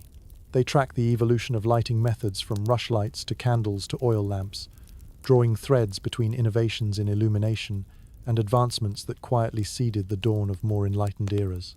The crux of their debate often returns to the question of cultural influence. How did lighting, however rudimentary, impact realms historically overshadowed by focus on agriculture and survival? Did the gentle bath of artificial light engender cultural advancement or merely propagate subsistence? And perhaps, even more intriguingly, they question whether the pursuit of light in darkness resonates with broader societal narratives. Did it mark the genesis of a more profound understanding, a poignant symbol for human persistence in seeking clarity amid obscurity? As historians muse over these enigmatic connections, drawn from the passages of medieval life into academic musings, you observe the timeless struggles lit by candles and the flickering engagement of human spirit through stone's eternal embrace. The essence of light in medieval times transcends simple illumination, weaving its luminous significance over the ladder of thought, a subtle and intricate strand within history's loom. Perhaps this is what makes the pursuit of understanding so profound, the unending quest for knowledge drawn from beams, illuminating both ancient manuscript and present mystery alike. So as you let the evening's wrap of warmth envelop your thoughts, know that light, in its humble form, transcends the mere shadows it dispels. In these reflections, we find ourselves ready to uncover whispers of forgotten ways, now elusive markers in our shared journey against the echoes of night. Prepare to delve further as we journey into the forgotten and fringe techniques, those nearly lost artistries that once brightened medieval homes, hinting at inventive possibilities dearly held in history's golden glow. As you sink deeper into the embrace of your hearth, let your thoughts wander to the forgotten techniques of the medieval world, those nearly lost methods peasants used to light their homes. These techniques, now partially veiled by the mists of time, hint at a creativity born from necessity and an ingenuity that danced delicately between the realms of practicality and invention. In a society where every resource had to be stretched to its limit, medieval peasants often turned to methods of illumination that seem peculiar and whimsical to modern sensibilities. One such technique involved the use of fish oil, a rather pungent byproduct of daily life, but an essential source of light for those near coastal or river-based communities. Picture yourself approaching the riverbank, the soft murmur of the water underscoring the sharp cries of gulls overhead. You engage in the ancient craft of rendering oil from fish, a practice simultaneously aromatic and industrious. While the smell might send modern noses twitching, this was a lifeline for those whose survival hinged on nature's cyclical bounty. The oil, once rendered, was used in simple lamps or mixed with other substances to create a serviceable form of illumination. Though less common than tallow or wax, its presence reflects a tradition of preservation, turning byproduct into a functional element of daily existence. Imagine, too, the use of small hollowed stones or vases filled with oil, with a moss or rush wick kept smouldering throughout the night. These rustic lamps, crafted from whatever materials were readily available, showcased the adaptability and resourcefulness of medieval life. While their light might flicker unevenly, they represented a diverse tapestry of livingware, practicality mixed with the region's unique offerings to create a multifaceted approach to combating night's embrace. Beyond the riverbanks, delve into tales of farmers and labourers who might have utilised rudimentary gas lamps, derived accidentally when peat marshes and other natural environments spontaneously combusted from decaying organic matter. Such occurrences, albeit unpredictable, whispered of possibilities unexplored, inviting speculation on whether medieval minds glimpsed the nascent potential of natural gas, even without understanding its nuances. Historians remain intrigued by evidence suggesting other lighting practices, such as the possible use of bioluminescent fungi or the careful cultivation of fireflies within glass vessels to offer a soft, if temporary, glow. Were these mere tale-tellings, or did they represent a playful intersection where imagination met practicality in clever harmonies of light? As debates continue, some propose that medieval poetry contained allusions to these forgotten lights, an ancient form of speculative fiction, perhaps, built upon fragments of veritable invention. Was it fanciful artistry, or an encoded preservation of experimental methods passed along winding roads of consciousness? The quaint cycle of these lighting techniques offers not only functionality, but a glimpse at a time where each spark of light was hard-won. The echoes of children's laughter, those who grew up transiently experiencing such fantastical illumination, resonated in tandem with life's small revelations. And so the reflections of these forgotten arts project shadows of imagination, where every attempt at luminance is celebrated as defiance against the natural order. The use of such inventive light sources captures a human adaptability, deeply etched in survival, occasionally bordering on prestige, and revealing the magic of people steadfast against the night. Historians argue whether these techniques reflect dream-strewed optimism or fear-driven pragmatism. Did they spark creativity that Twilight's mystery gently unfolded? Or did they serve as mere relic tales, slowly eclipsed by advancing methodology?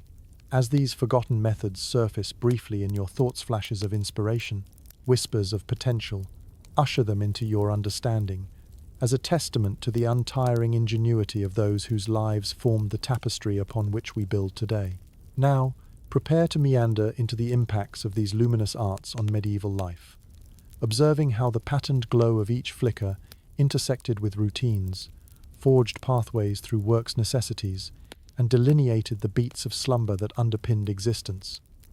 Journey forth into these cycles of night and day, revealed and revered through every glint and shadow passing across the breadth of human history.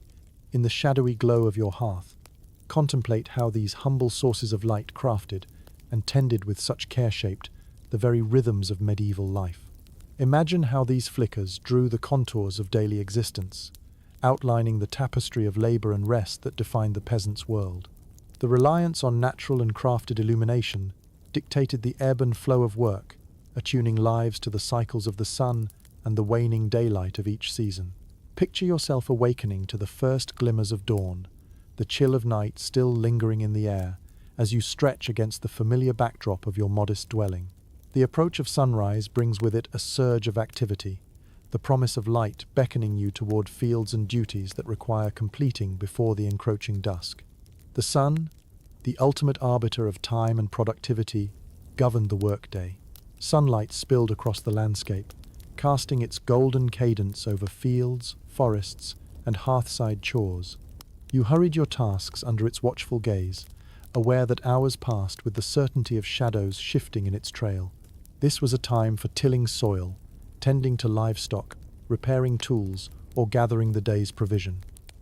This was a life deeply rooted in nature's unwavering clockwork.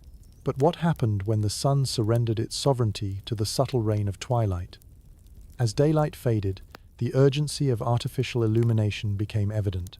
Here, the presence of candlelight, or the humble glow of an oil lamp, extended your day just enough to weave a bit more into its tapestry.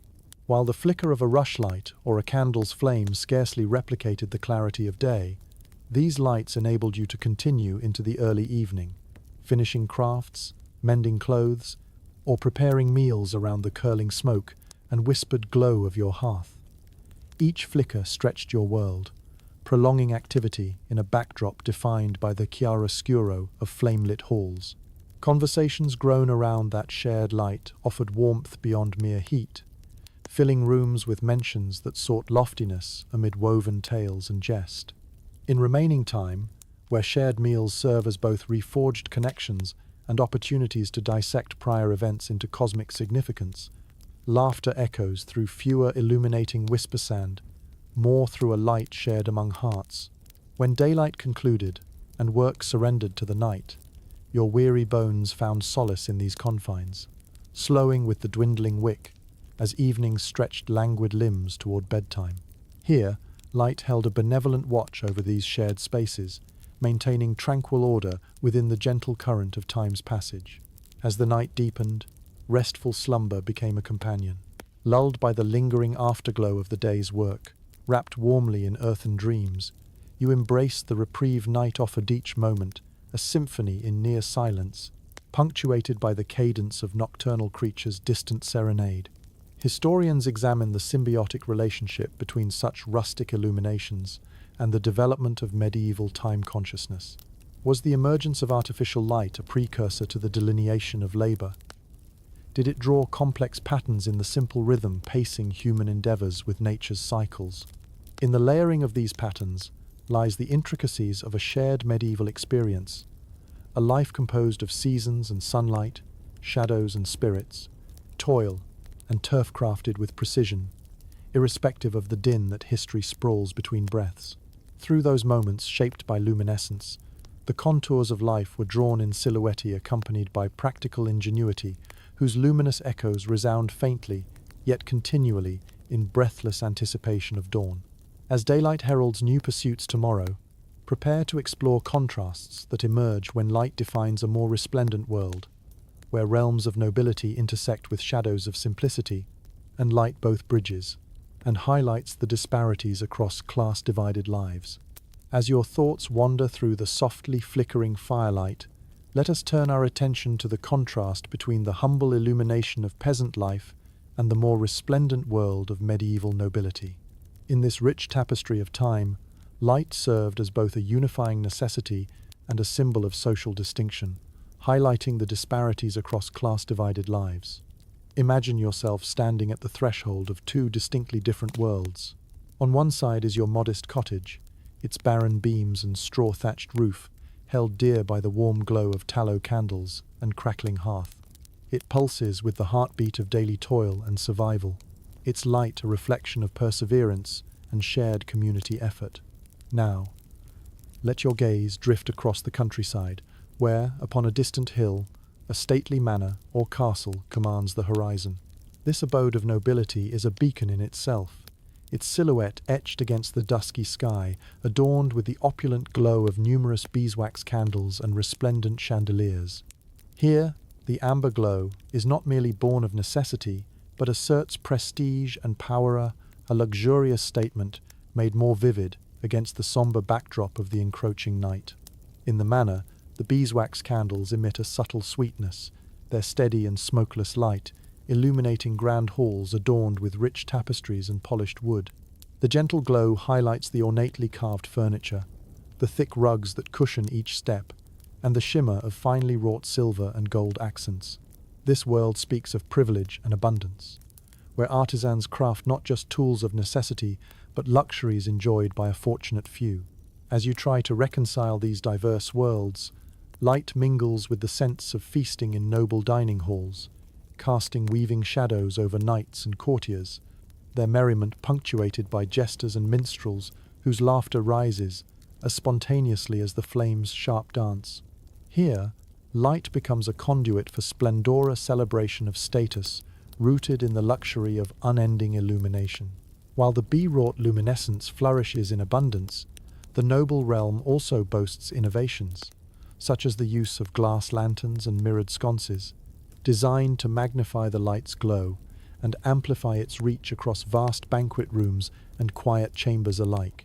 Such innovations stand as silent markers of distinction, simple technologies wielded to elevate status above mere livelihood. Yet, amid such grandeur, even the noble realm acknowledges the charm of wax drips cascading in ivory elegance down candlesticks, as maidens whisper humorously of rival nobles, whose splendor might lure even the stars to drift earthward for an evening's camaraderie. Historians and scholars are drawn to these contrasts, analyzing whether access to such resplendent light fueled the nobility's intellectual and cultural pursuits, encouraging discussions on philosophy, politics, and science that eventually gave rise to Enlightenment horizons.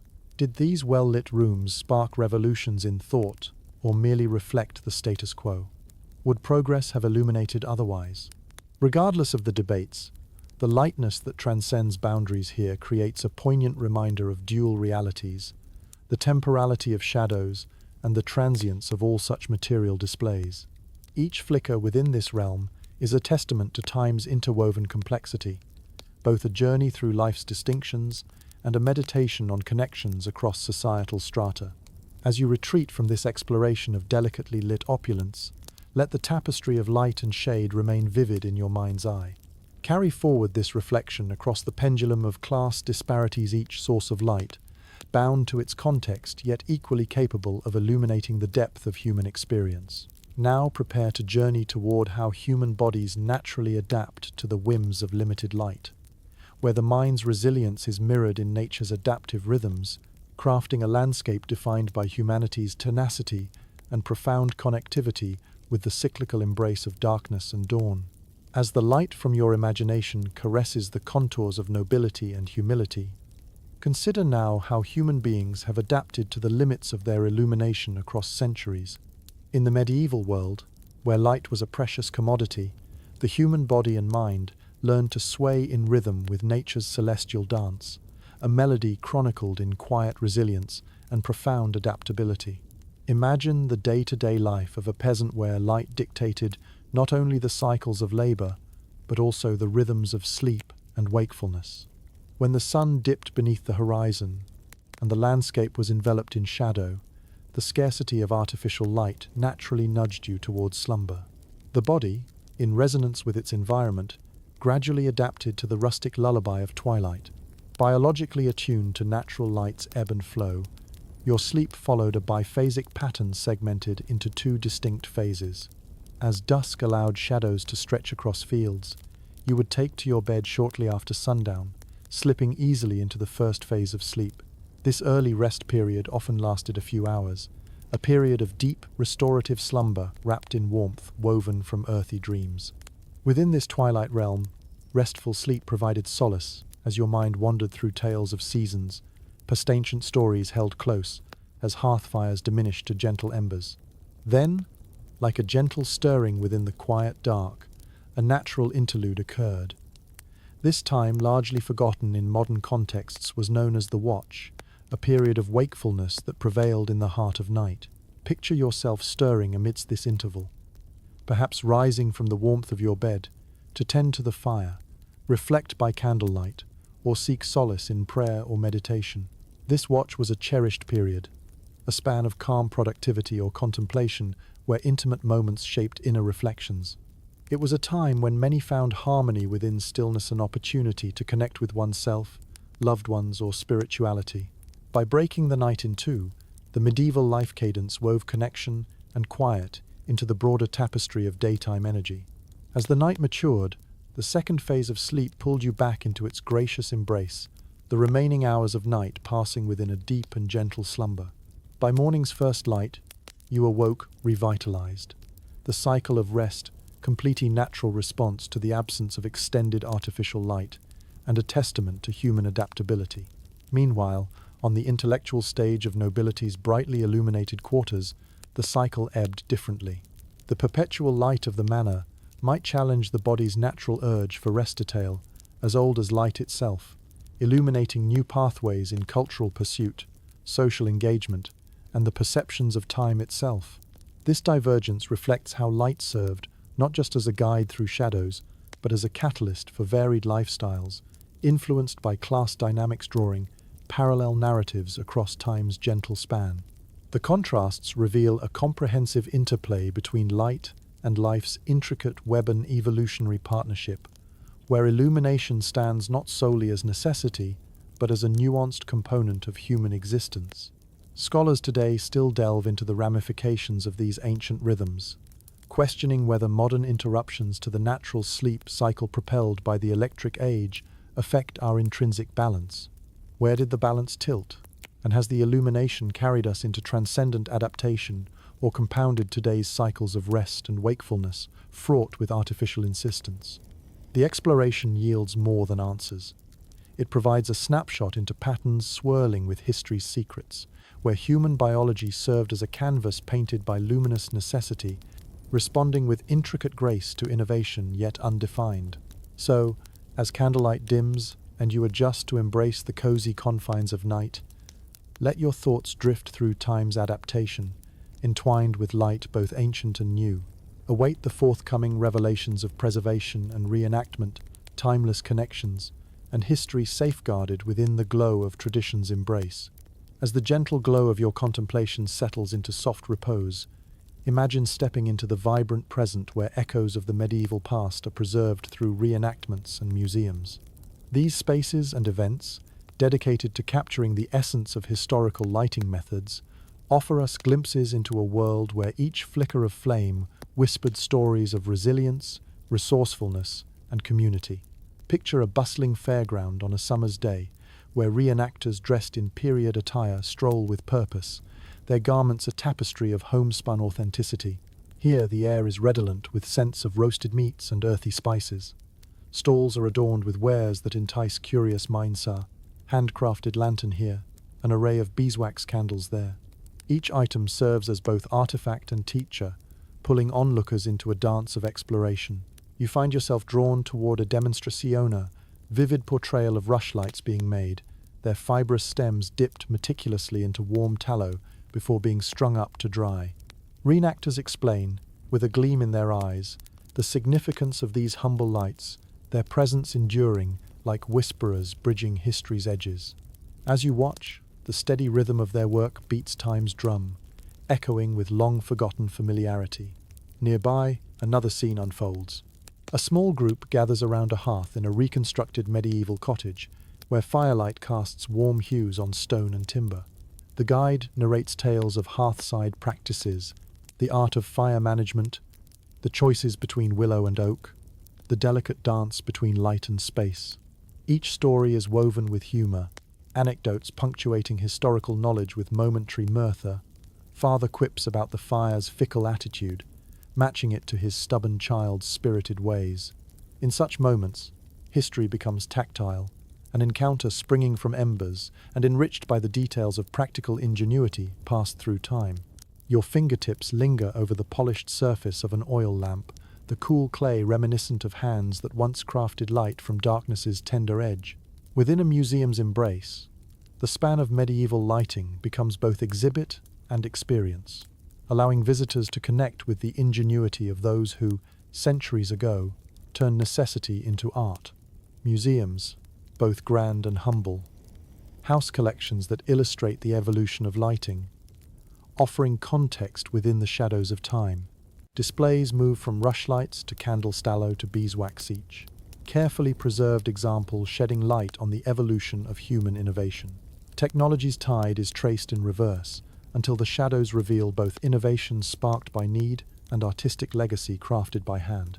As you stroll through dimly lit exhibits, each curated artifact becomes a portal, inviting contemplation of past lives, lived under the eternal dance of shadows and light. Can you conjure the vision of a family huddled close to a single flickering rushlight, spinning together the fabric of their evening with stories shared? Historians and curators debate the significance of such reenactments and museum endeavors whether they embellish history with romanticism or protect and preserve the spirit of innovation that illuminated medieval times. Are these living exhibits a mirror of earnest reflection or simply snapshots of an age removed by the whirlwind of modern conveniences? But whether captured within a museum's stillness or enlivened amid the bustle of a Renaissance fair, these interpretations become key to unlocking curiosities and reweaving threads from history's luminous tapestry. They serve as both a teaching tool and touchstone, where the echoes of 1,000 nights light the pathways forward. As you emerge from the experience, allow the past to mingle with the present, bridging centuries through Illumination's gentle embrace. Feel the glow of knowledge, of connection, and let it guide your understanding of history's light. Our journey now draws you toward a contemplation of the modern-day relevance of these techniques show simplicity retains enduring value, and how lessons learned amidst shadows, long cast, might continue to inspire luminescence in our fast-paced, electrically lit world. As the threads of history weave through your mind, drawing fresh patterns from ancient looms, consider the modern-day relevance of medieval lighting techniques.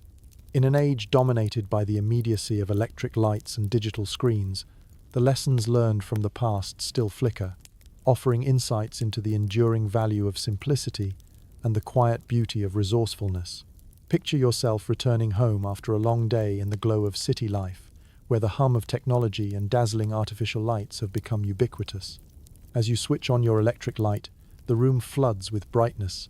But pause for a moment to imagine the soft glow of a single candle instead, the gentle dance of its flame casting an intimate halo. This journey back into light's origins can bring clarity to the modern soul, urging a rekindling of gratitude for the illumination we oftentimes take for granted. The medieval methods of creating light, though born of necessity, reflect an inherent connection to the earth, and its rhythms are mindfulness that strikes a resonant chord with those today who seek sustainability and authenticity amid the clamor of contemporary life. Imagine the careful gathering of materials, the mindful crafting of each rushlight or tallow candle, where the process itself becomes a meditative act of creation. Today's burgeoning environmental consciousness finds harmony in these practices, where the simplicity of materials and the ingenuity of design left only soft echoes on the land.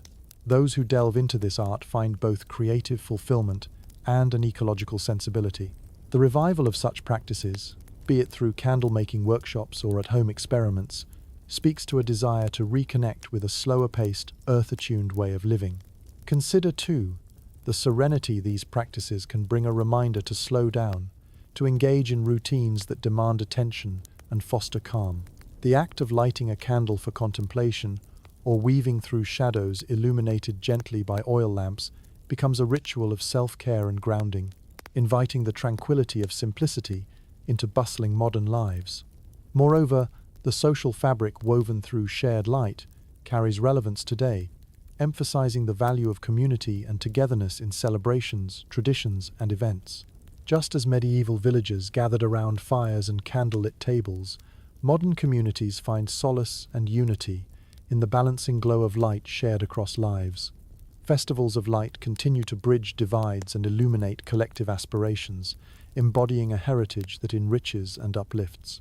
Historians and sociologists contemplate the role of historical reenactments and artisanal movements that embrace these old-world practices, asking whether they invoke nostalgia or signal deeper societal shifts towards sustainable futures.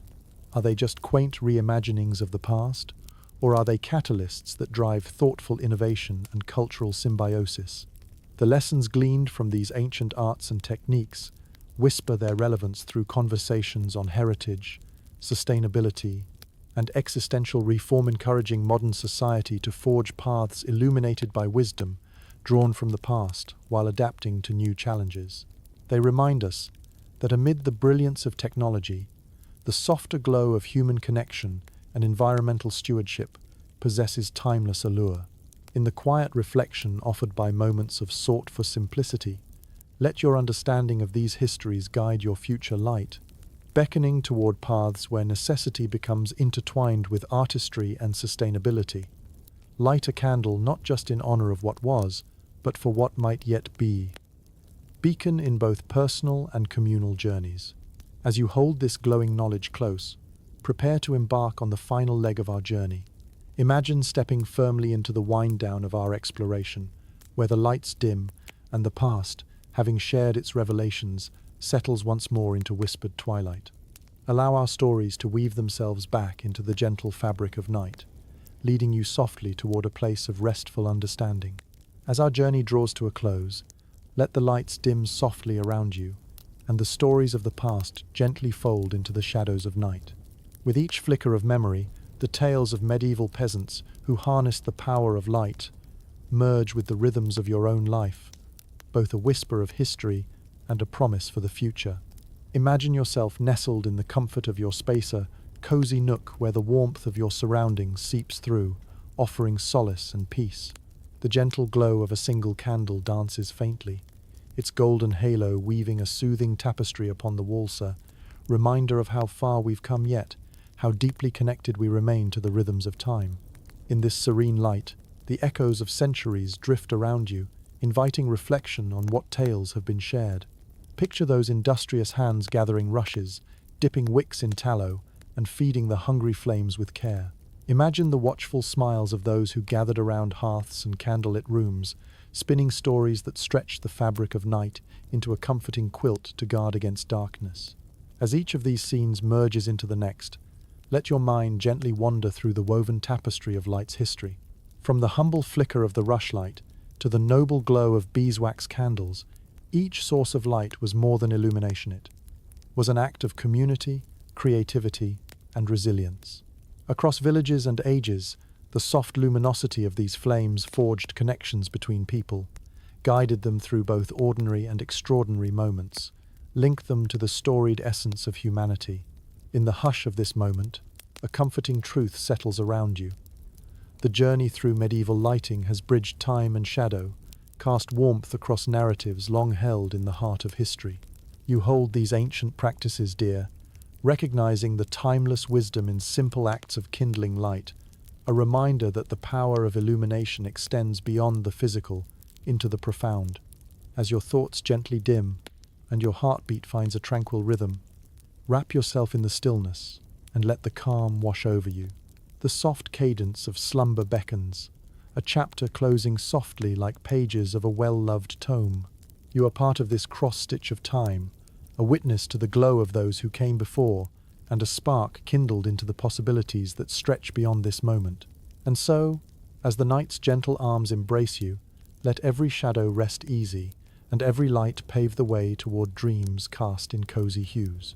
Now sink into the quiet embrace of sleep, and let the echoes of ancient flames guide you into a world of tranquil wonder. Sweet dreams,